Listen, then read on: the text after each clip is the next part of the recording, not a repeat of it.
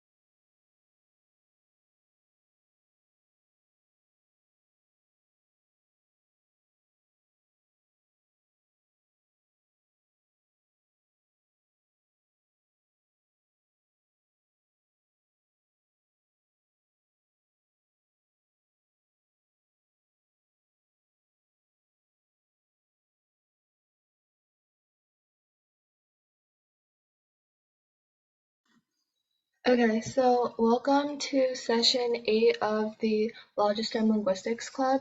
So my name is Lucy, and Charlotte and Matthew are the two other people that are teaching this course, and it is every week from 5:30 to 6:30. So what is linguistics? Linguistics is the study of languages, and NACLA is the North American Computational Linguistics Open Competition. So it's once a year, and it determines which students get into the IOL, which is the International Linguistics Competition. The competition that is held next year will be on January 26th. So make sure to sign up if you haven't, and it's a really good opportunity because not a lot of people know about linguistics yet. And there are a few ways to prepare for it. You can take a foreign language class, which are offered in most middle schools and high schools. There are textbooks, and This is also the handbook, and even if you go to the website, there are a ton of practice problems that you can do that can help you prepare, because when we do the problems, you're going to see that a lot of them are extremely similar. Um, so let me just send these links in the chat.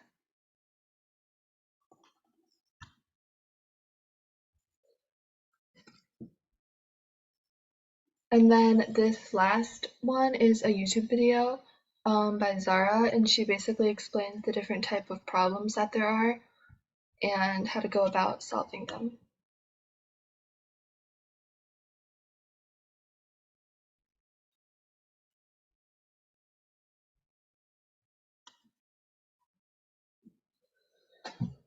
Okay, so this first problem is called by the same token.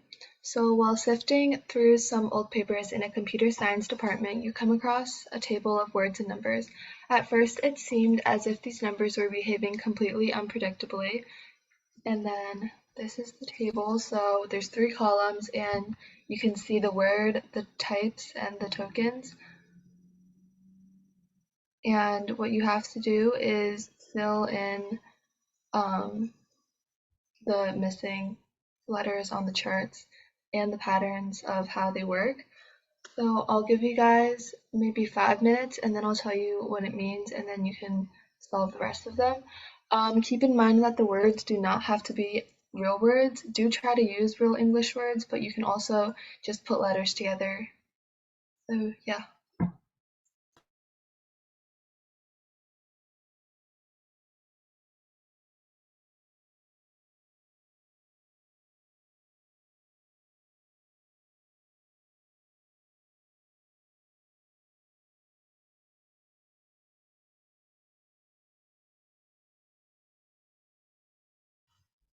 Yeah, let me just zoom in.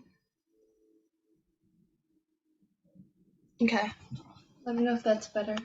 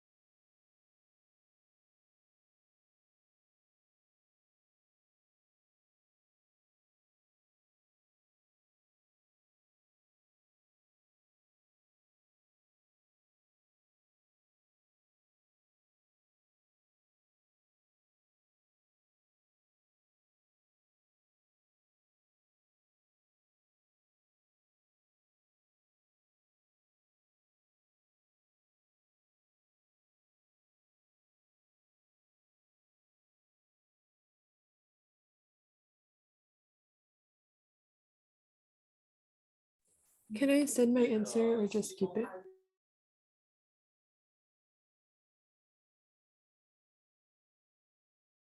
I'm sorry. Can I send my answer or just keep it?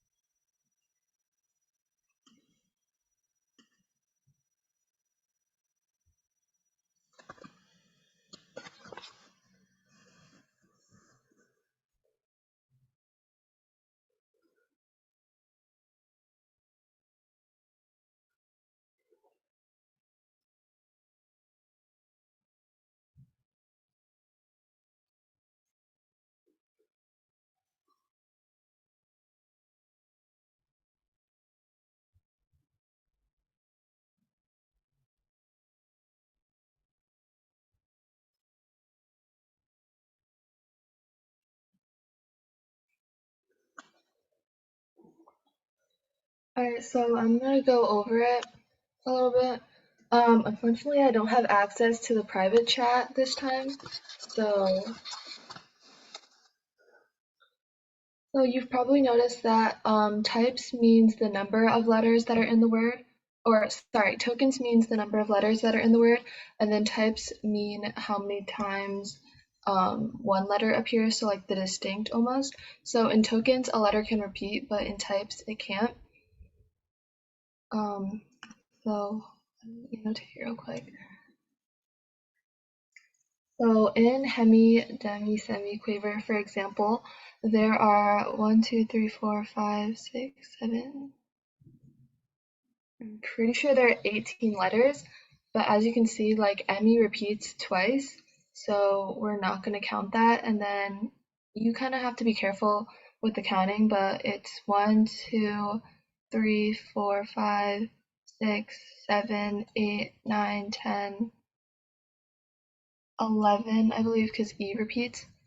So I believe that A is 11. And then this one's 5, 8,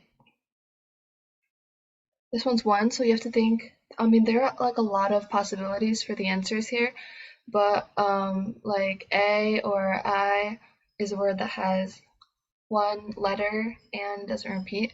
This could be something like dog, speaking.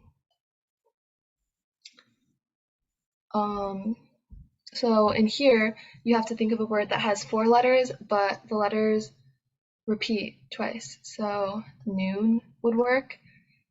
And then the last one's pretty hard to think of just because the word's really long. But if you look in like the directions here, unpredictably comes up a lot, and that happens to have 13 letters and it doesn't repeat. Or you could also do a word that's not real. So for example, instead of singing, you could just do A, B, C, and then repeat D 4 times, and that would still fit the requirement. But words that actually exist are better.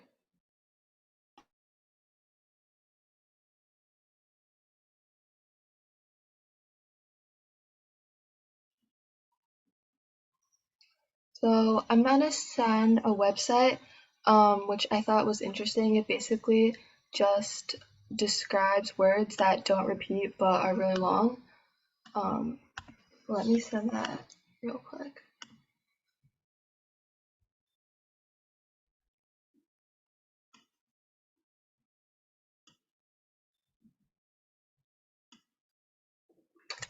I'll do that in a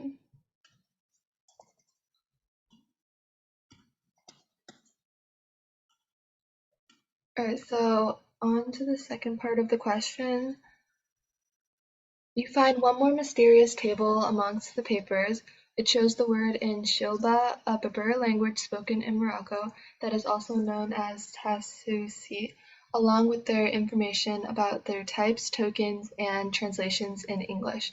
So like all of the words that have chicken in them are pretty similar. They have like a similar pattern in it, if you've noticed. And however, the file has been corrupted, so there are a bunch of extra letters in the Sheila word column, so the first column, and the other three are still right. Your task is to remove the extra letters to return the word to their correct state, but in order to achieve that, you don't need to rearrange any letters, you just want to delete letters, and then the correct word should be left over. And then after you're done with that, you can try to translate these words. So I'm not going to make you guys do all of them because there's a lot, but I'll just, if you have extra time, you can do the problem at the bottom, or you can just keep on going.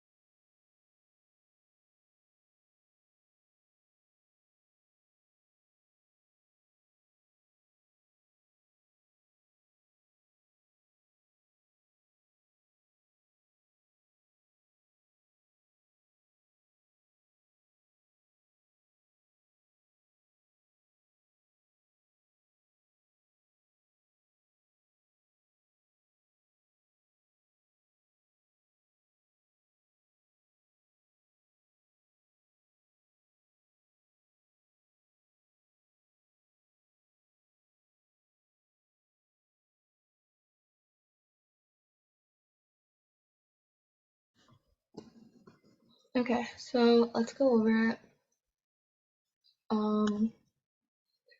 It might take a while, but foolish is in almost all the words, so we're gonna cross a few of these letters out, and then that's gonna leave us with a foolish, which is 5 of distinct letters without repeating, and then 6 letters in total. So I'm just going to write it out because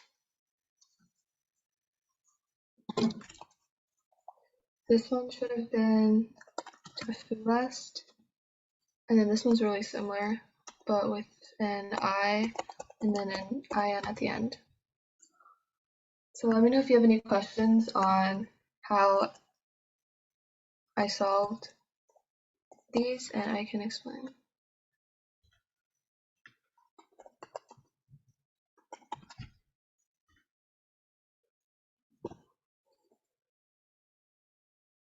And then for the next exercise below, you also want to notice how Sheila, the language Sheila, relates to English. So let me clear this.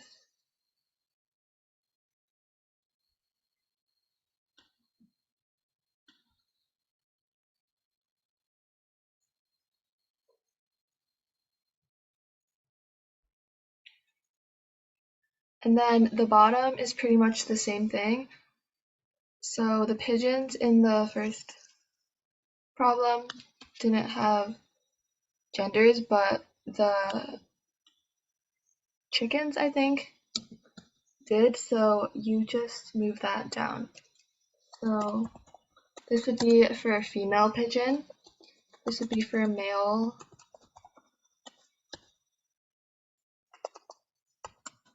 Cow, and then mountains.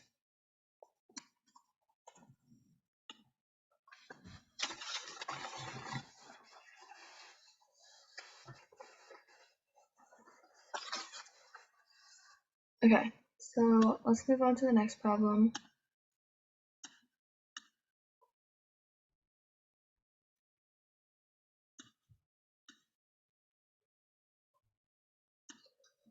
So Sri Lankan names. Your job at the State Department is to educate people about the entities, which are the places and peoples of this language. From your reference book, you've learned that Sinhala is a language used in Sri Lanka, and it follows a subject-object-verb structure, which would rearrange, for example, the English sentence, I bought a book. So different languages, you've probably seen this even in like Spanish if you're learning it, have different structures of sentences.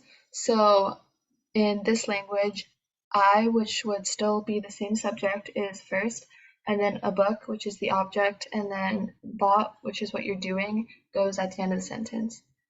So you're greeted by this sign right here, which is Sri Lanka or the country, written in the script of Sinhala. So here is a short snippet of a newspaper, and you basically have to find the places and the people in this text. So in order to identify an entity, you put the number right before it begins and then the number after. So right here, the person would obviously be King Arthur, so 3 to 5, and then Camelot is the place. We know that there's 3 places, so that includes the capital city of Sri Lanka, which this is the English translation of it, and then there's something called the Colombo district, and then Diwali, which is a suburb. And you don't know what they look like in Sinhalese, but you do know this is how they look like in English. And then for the people, there are 4 people and their husbands and wives. One of the men and one of the women are married to each other and share the same family name, which is this right here. And note that no first names are listed and all last names are one word long.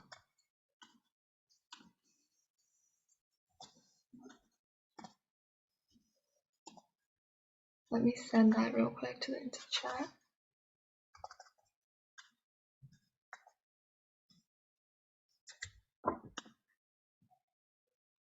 because you might need to go back and forth in order to solve the problem from both pages. So I'll give you guys a few hints to get started. This right here is the name of the country, which is probably Siri, and then the rest of the word is Lanka. And if you remember from down below, one of the places is called Siri something something, which is the capital. So the periods are what separate the sentences. So if you look in the sixth sentence here, this is Siri. Oh my god. And then, hold on. And then this is the name of the capital. So if we were to write that, it would be from 37 to 39. So that's for sentence 6. If we go to sentence 1, it has this as well, which we can refer to as it's probably a place or Colombo district because there really is no other places. So yeah, we know that 4 to 5 probably means Colombo. So I'll give you some time to solve the rest.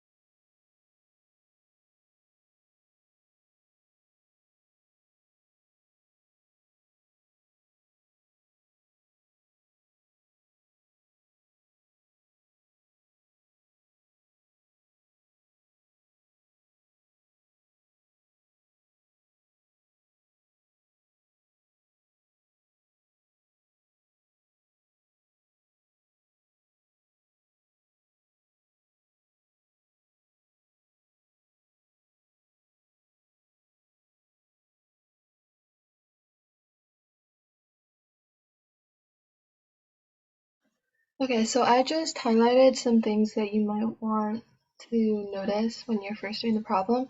So lines 2 and 5 share the same words or phrases, while 3 and 7 also share the same kind of thing.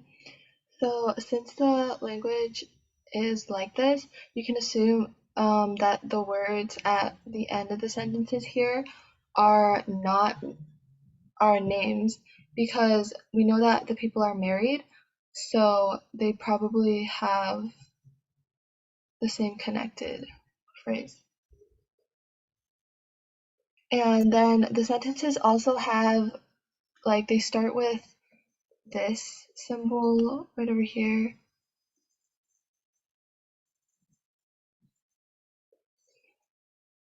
which are really close in form. So that would probably refer to husband and wife. We don't need to know which is which. We just need to know that it's not a place, but it's a person.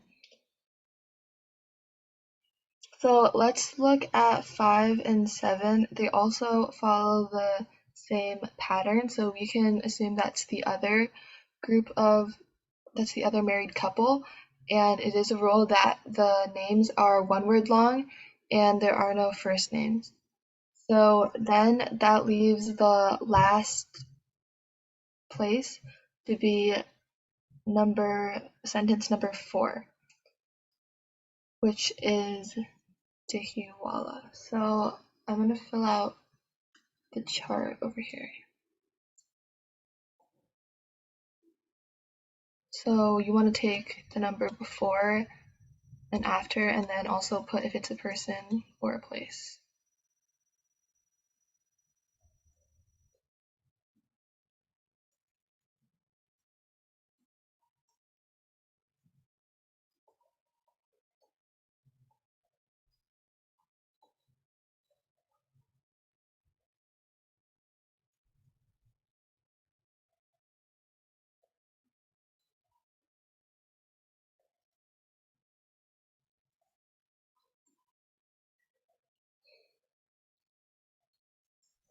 We have about 15 minutes left, so I think we can start another problem. The next one's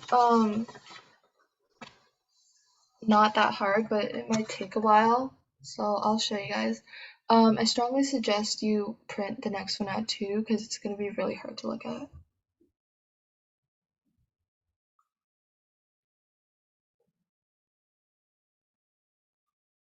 So when it comes to symbols, these kind of problems pretty much all have patterns because you can't really sound it out or anything like that.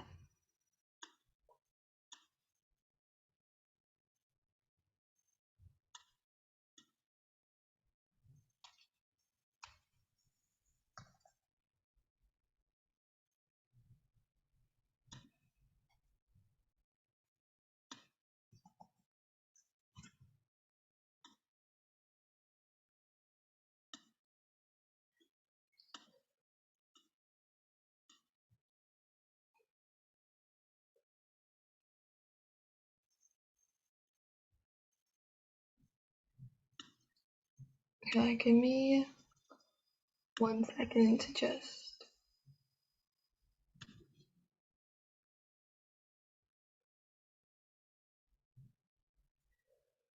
So I just put it on my desktop and then rotated it so I could see the map better. So it looks like kind of a subway station thing. So the following is a list of Stockholm metro stations translated into English.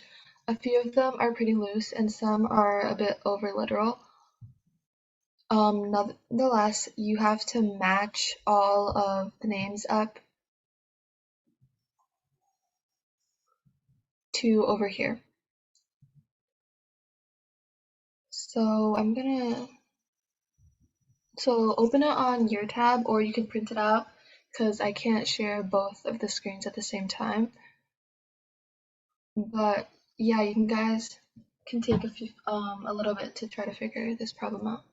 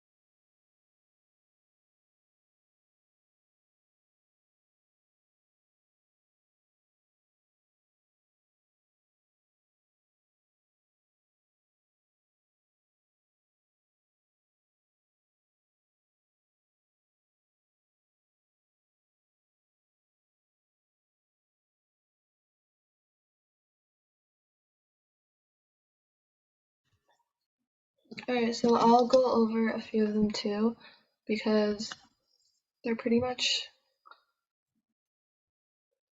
really similar. But let's go down the list. So Abraham's Mountain is Abrahamsburg. I mean,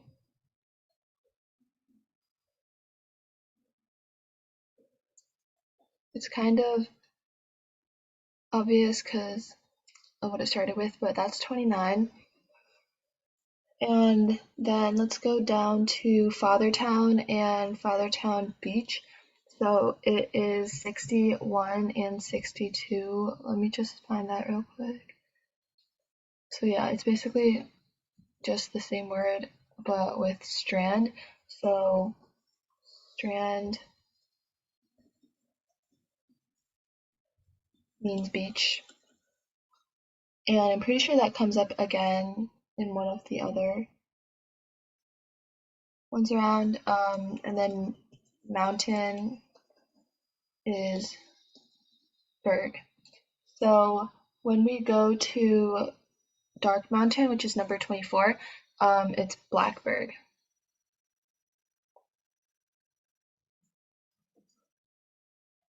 So it's right over here. Alright, something else we can figure out is King's Garden.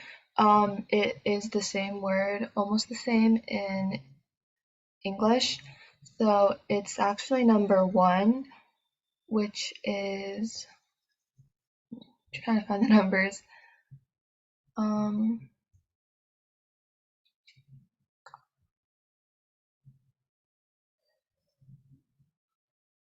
there's number 2, so it's right there. And it's all around the same area. So garden is pretty much the same, but with a little circle on the top.